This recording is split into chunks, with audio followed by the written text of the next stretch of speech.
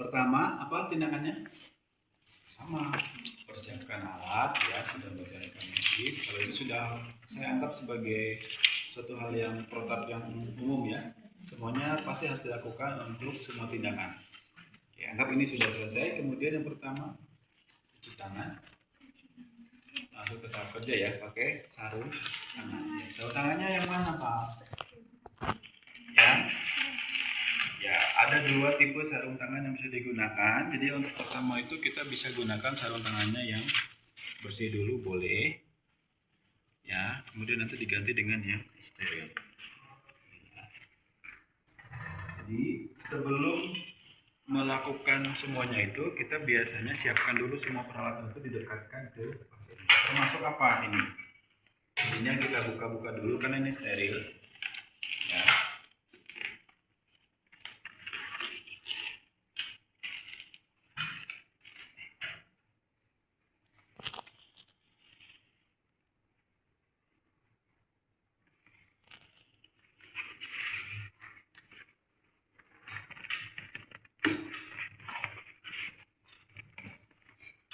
Serem banget matanya.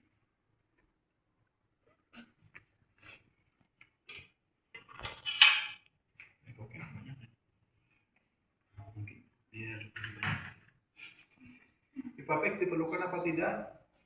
Ini opsional ya. Kalau kita menggunakan alat pengikatnya dengan yang sudah bagus seperti ini, dia sudah cukup. Ya. Alat pengikat ini pun juga opsional, bisa kita lakukan penggantian sekalian atau tidak. Ya, tergantung dari kondisi alat yang sebelumnya. Oke, nah enak saja dituangkan dulu. Biasanya ada dua jenis cairan kalau kita untuk yang jenis yang metal itu ya. Cairan apa yang satunya? Hidrogen peroksida. Jadi NaCl sama hidrogen peroksida. Anggap yang ini adalah hidrogen peroksida misalkan. Jadi tujuannya nanti berbeda.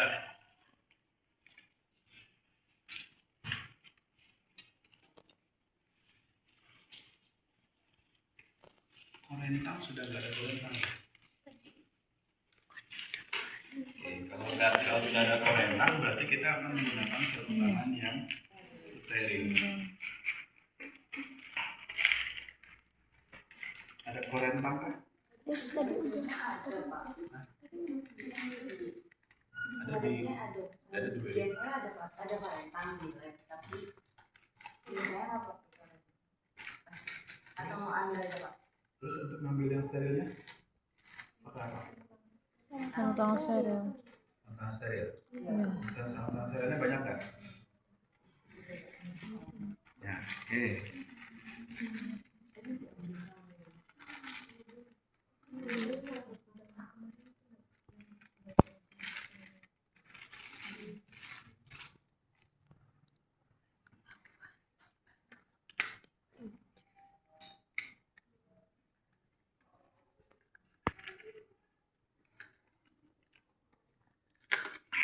Prinsip steril tidak steril itu teman-teman nanti perhatikan mana yang harus dijaga sterilitasnya gitu ya.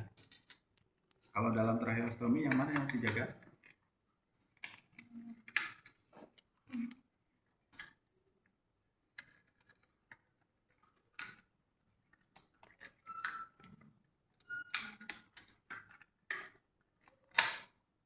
Ini kekecilan. Nomornya 6,5. Seharusnya 7 ya. Oke, nah tadi ya sebelum pakai sarung tangan, sebenarnya kita harus lakukan dulu diobservasi dia perlu suction apa tidak. Ya, ini kalau misalkan anggap sebelum pakai sarung tangan, itu kita setelah dipasang perlak semuanya kita observasi ada penyumbatan atau tidak, atau didengarkan secara langsung. Kalau ada tahap sebelumnya sebelum melakukan perawatan untuk luka dan alatnya, kita suction, ya gitu ya. Kalau tidak ada, normal hanya untuk membersihkan ini saja, maka kita langsung pakai sarung tangan steril. Paham? Paham ya. Oke.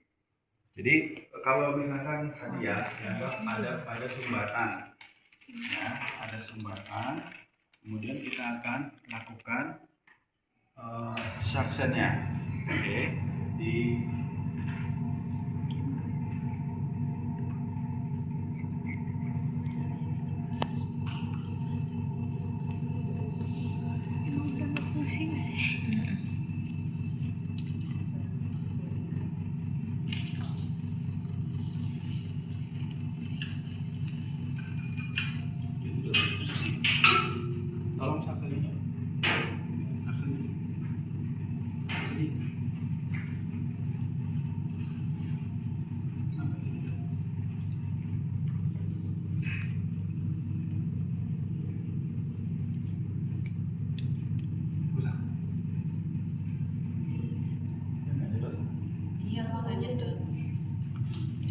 sudah rusak Bapak di semester 1.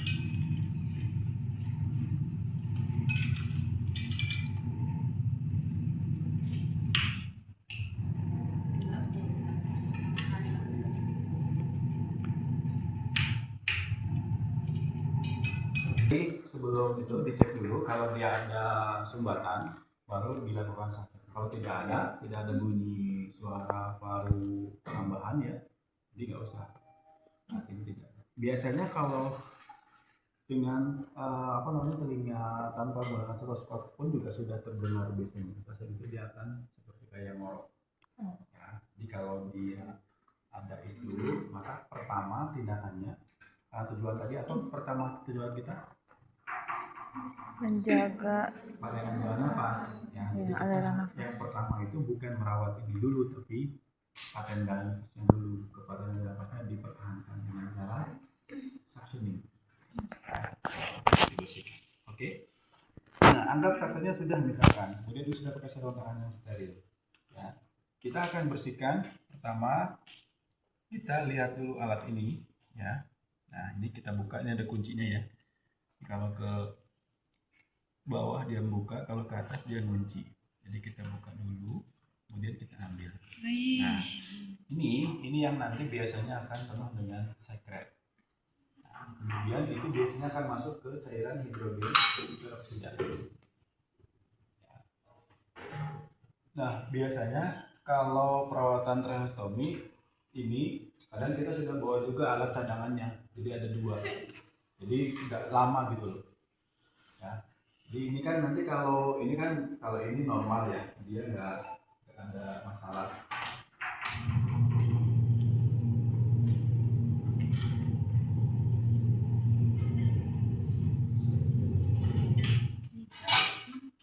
Itu kan kalau dia sampai numpuk, dia harus dibersihkan dengan teliti pakai sikat yang buat itu, yang buat bersihin kayak buat sikat sedotan. Pernah lihat yang sikat dari atau dibersihkan itu. Nah, dia butuh waktu yang lama, jadi biasanya sudah punya cadangannya, nanti mestinya langsung diganti kayak gitu ya. Jadi ada 2. Jadi yang pertama itu dulu diambil, dibersihkan, kemudian berikutnya kita ambil sarung pinset yang steril. Kita akan melakukan perawatan perawatan luka dari tracheostomiknya. Nah, ini biasanya kita lepaskan. Nah, penggantian ini dia opsional. Ini apa namanya? Talinya. Ya, jadi talinya ini bisa juga kita sekalian ganti kalau dia sudah terlihat kotor. Tapi kalau baru ya jangan diganti, biarin aja. Ya, kira begitu ya. Biasanya yang paling sering itu di mana? Di sini. Yang paling sering kotor tuh di sini. Kenapa? Ya ini ada luka kan, dia pasti ada sekret yang keluar di situ, akan dia seperti kalau kita terluka di perban lah, kan dia akan numpuk di situ. Nah, itu yang paling sering diganti. Oke. Nah, kemudian pastikan posisi tracheostomi itu dia juga sudah terangkat ke atas ya. Jadi dia sedikit terangkat seperti ini. Supaya apa kira-kira? Dasar lukanya kita bisa lihat. Kalau dia masih di bawah seperti ini, dia kita nggak bisa lihat. Ya. Nah, jadi nanti kalau mengganti bantalan, pastikan juga dia lubang tracheostomi itu dia terangkat. Alat ETT-nya terangkat. Nah, ini biar terlihat lubangnya bagaimana. Apakah dia ada apa? Ada lubang apa enggak? Ada tanda-tanda infeksi. Nah, kemudian apa tanda infeksi?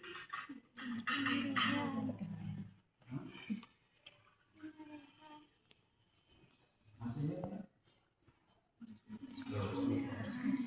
apa tanda infeksi? Ada bengkak ya, kemerahan.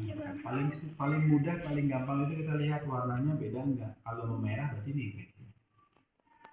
Kalau merah udah pasti ada peningkatan suhu ya, Oke, cara membersihkannya bagaimana? Membersihkannya sama seperti merawat luka. Pernah praktek merawat luka? Nah, jadi sama. Yang pertama, bersihkan pakai NaCl terlebih dahulu dengan sekali usapan saja ya. Nah, sekali usapan seperti ini. Kalau ini bagian sini sudah, ininya belum, boleh juga kita bisa manfaatkan seperti ini. Kalau tidak cukup ya ganti ambil lagi.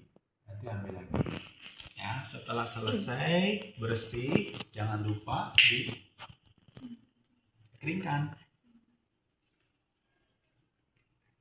Ya. Jangan lupa dikeringkan. Kenapa harus kering? Mau perawatan luka, mau tracheostomi, bukan kering sih. Kenapa tidak boleh terlalu basah? Dilap ya.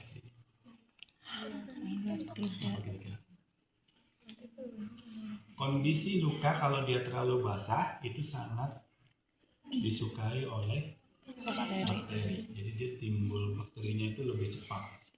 Jadi dia itu terlalu kering juga nggak baik dalam proses pertumbuhan jaringan barunya. Jadi yang terbaik itu apa? Lembab, moist ya. Jadi lebih lembab, dia kondisi yang paling disukai. Itu. Ya. Jadi tahapannya apa tadi? Bersihin. Nah kalau tadi saya contohkan bersihkannya ya hanya minimal kalau kondisi begini ya. Tapi kalau dia ada kotoran, ada sekret, dia bisa kita gunakan alat-alat yang lain. Misalkan ada cotton bud, kita juga bisa menggunakan cotton bud untuk membersihkan. Jadi tidak hanya diusap seperti itu. Yang nggak boleh diapain? Kalau perawatan luka, dulu pernah ada siapa mungkin yang tadi lihat teknik guyur. Nah, tracheostomi jangan diguyur. Kenapa ya? Bisa mati nanti Pak. Ini jangan lupa ya, jangan karena sama katanya sama perawatan luka, berarti boleh juga nih kalau dia membandel diguyur gitu. Hati-hati, ini lubangnya bukan pada lubang yang lain. Nah, ini lubang pernafasan. Nanti dia bisa masuk cairannya. Jadi tidak boleh kalau tracheostomi. Nggak ada teknik guyur ya. Jadi jangan diguyur. Yang boleh bagaimana? Ya hanya dibersihkan dengan kasa atau bantuan cotton bud dibersihkan.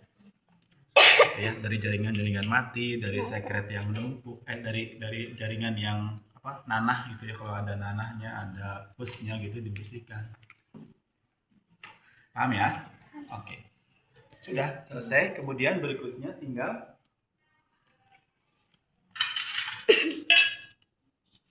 ini kalau anatomis dibutuhkan, kalau ada jaringan-jaringan yang susah juga digunting bisa. Sama kayak perawatan luka lah seperti itu. Cuma membedakan kalau di sini jangan sekali-kali teknik guyur ya.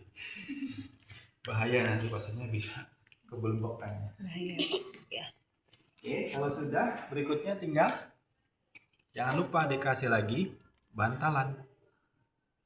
Ya. Oke. Nah, kalau sudah seperti ini, yang teman-teman perlu jaga itu teknik sterilitasnya adalah di area sekitar lukanya sama alat yang tadi itu. Ya. Nah, kalau sudah, ini boleh digunakan dengan prinsip yang bersih. Nah, ini sebentar. Nah, misalkan kita akan ganti ya, ini dengan ganti yang baru. Nah, salah satu prinsip yang harus dijaga ketika memasang tali itu tidak boleh terlalu kencang karena takut lepas, jadi akhirnya ini sekalian aja diginiin. Nah, pasien yang ada ya ininya nggak lepas tapi napasnya gitu ya. Jadi paling aman kita simpan jari kita, bisa 1 atau 2 jari begini bolehlah, tergantung dari ukuran jarinya ya. Jadi jangan patokannya 2 atau 3 jari, tergantung jari yang digunakan. Kalau saya pakai 2 ya agak terlalu besar misalkan. Ya, 1 kita simpan sini, kemudian kita rekatkan. Nah, ini jadinya tidak terlalu kencang. Ya, ini yang jadi poin sepele tetapi ini penting. Kadang-kadang kita lupa, kita hanya fokusnya yang penting kencang nggak lepas, padahal pasiennya jadinya sulit untuk bernapas. Kayak gini berarti mudah lepas. Ya, kalau sudah tahap terakhir tinggal, nah ini kalau sudah dibersihkan, ambil yang baru itu, pincetnya habis. Ambil pakai pincet lagi yang bersih ya. Nah, kemudian baru kita pasangkan lagi. Pasangannya gimana? Gini. Apa gini? Enggak, dibersihkan dulu. Ini tadi, ini kan harus dibersihkan dulu. Ini kan sudah dibersihkan ceritanya nih. Nah ini harus benar, tidak boleh basah.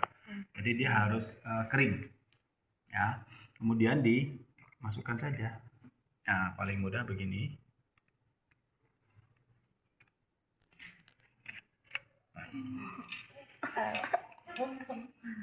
Enggak. Udah, terus jangan lupa kunci. Nah ini ada kuncinya. Nah, ini kalau yang stainless, kalau yang dari bahan plastik itu lebih mudah lagi.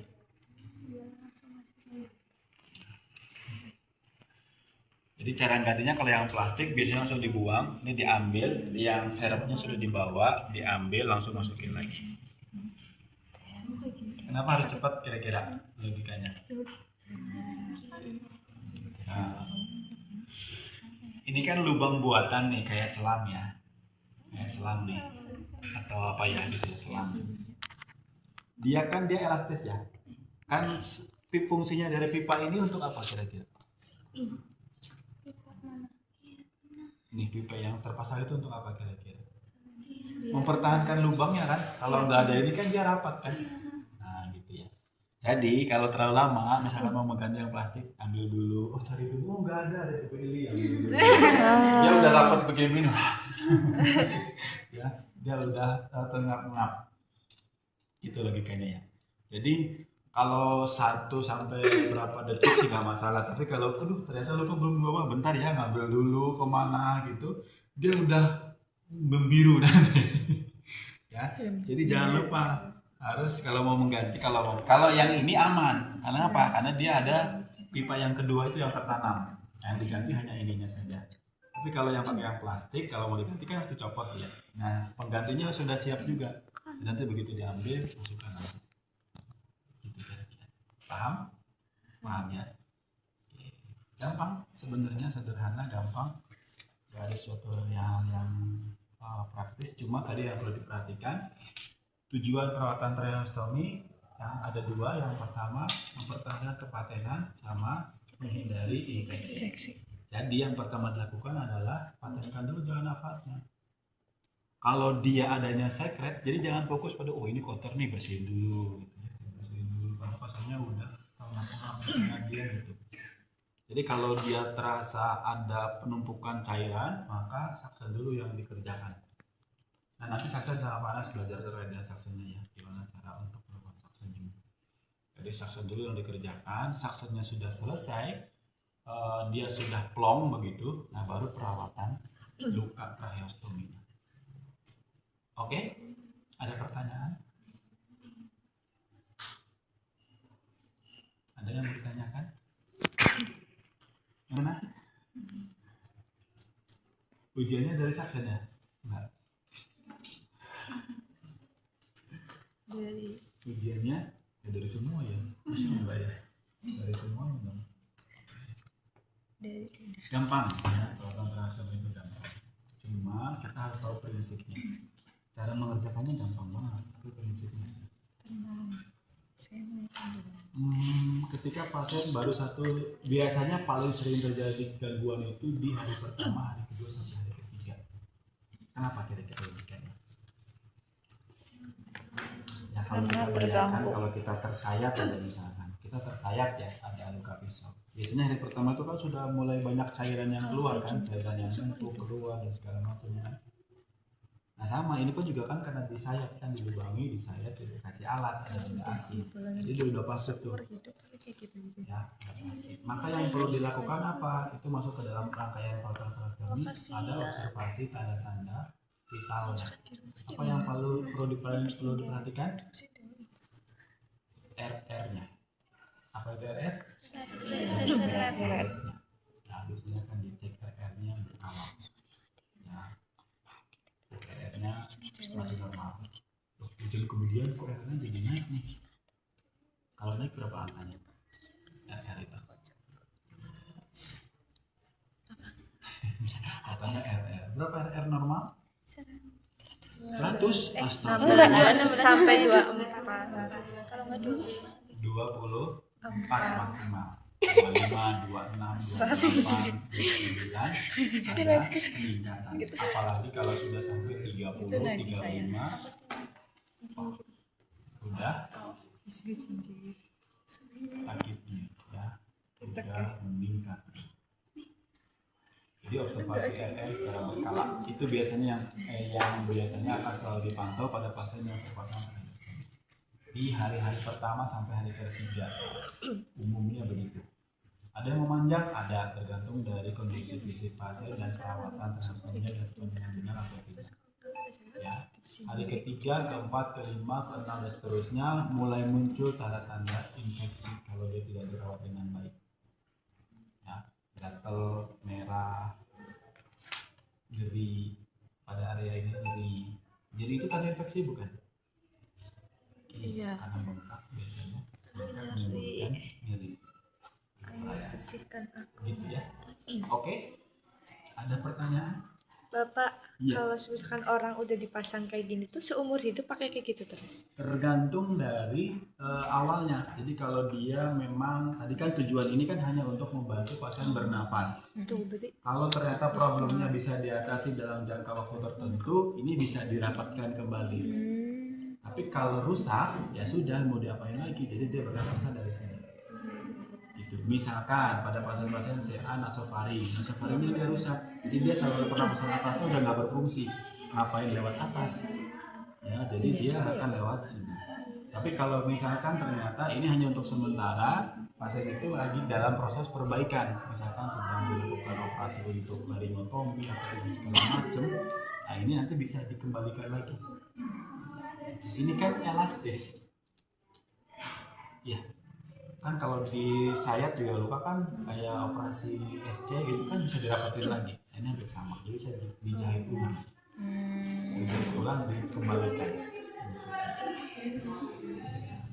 Kecuali kalau memang sudah tidak bisa saluran pernapasan atas dipertahankan, maka ini menjadi satu-satunya yang bisa dipakai untuk bernafas. Jadi ada tujuannya. Bisa seumur hidup, bisa sementara. Sama kayak apa namanya, kolostomi. Kolostomi belum ya? belum. Oh iya, dari semester 3. Semester 5. Sakit biasanya juga. Ada lagi yang mau bertanya? Penggantian pipa tadi yang diambil itu kira-kira berapa kali?